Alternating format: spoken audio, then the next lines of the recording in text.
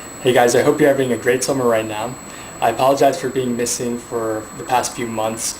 I haven't forgotten about your emails and I've been trying to respond to them. I responded to some of yours over the past weekend, but I'm going to continue to do so. The past few months have been a little bit busy. After neurology, I finished pediatrics and then OBGYN, and then I entered my fourth year of medical school now.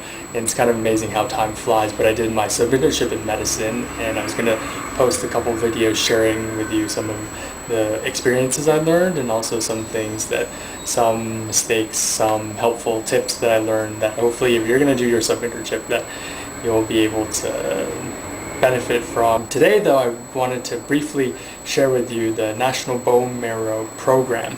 And what that is they need people to be part of the registry so that patients who need a bone marrow transplant will be able to get matched up with those who can donate their bone marrow. And usually it costs $100. Usually for the donor you have to pay $100 to be part of the registry because they need the funds to help set up the different logistical issues.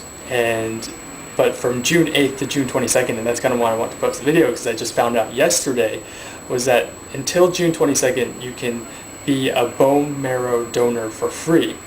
And I want to share this with you because there are many patients, most oftentimes children with different kinds of blood cancers will need bone marrow transplants. And so if you become a bone marrow donor, then you have the potential to be saving lives. The other thing I want to share with you briefly was there's been a lot of talk about healthcare and healthcare reform. And oftentimes people mention public health insurance. Who's going to pay for it? Is it going to be single payer? Is it going to be government paying for it? Is it going to be private insurance, medical savings accounts, things like that? And those are very important issues. But Atul Gawande, very recently in the New Yorker, wrote about another aspect of cost, which I think is critical. I think if you're interested in healthcare policy or just politics in general, I think it would be worth your time to read that article. Interestingly, President Obama actually took that article and he gave it to many of the Democratic senators, and also he gave it to his White House staff to read and made it required reading. And so if you kind of want to see some of the more subtle points of what's going on, that's a great article. The article is quite complex, but very entertaining to read, so it is actually a fun summer read. And Atul Gawande introduces to you this town called McAllen, Texas. And McAllen, Texas it's the second most expensive market in America in terms of healthcare. Medicare spends $15,000 per enrollee, whereas the average household salary of McAllen, Texas is $12,000. So Medicare actually spends more money than the average household salary by $3,000. And you may be wondering why. Atul Gawande kind of takes you through all the different assumptions, the different misperceptions. So for example, one of the things you may think is that McAllen has a sicker population than the rest of America, and that's not true. You might think that McAllen, maybe they're spending more money on technology, and that's not true. And so what exactly is going on? His main point is that McAllen is set up, in terms of its incentives, it's set up so that doctors will tend to over-diagnose, over-order, over-prescribe, over-operate. But he explains why that is, and it's not really the evil doctor thing that you may think of. It actually has something to do with the system.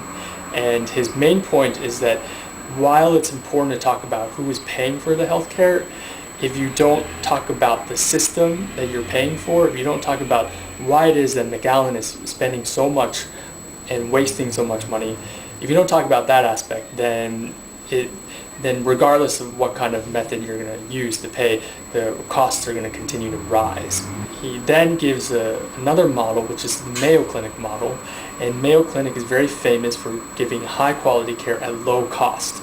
So it's not really a matter of how much money you pay, it's really how you set up the system. Mayo Clinic has a totally different incentive, a totally different system than McAllen. And unfortunately, it seems like McAllen may be winning out in terms of in the broad spectrum of things. McAllen model may be becoming more popular, and the Mayo model may be becoming less popular. And if that's the case, then costs will continue to skyrocket. And so that is something that would be very important to to know, to share with you, because I know that the government is talking about bringing healthcare discussion to your homes, the communities, and listening to you guys. And so this may be something to bring into the discussion, something to help enrich your discussion.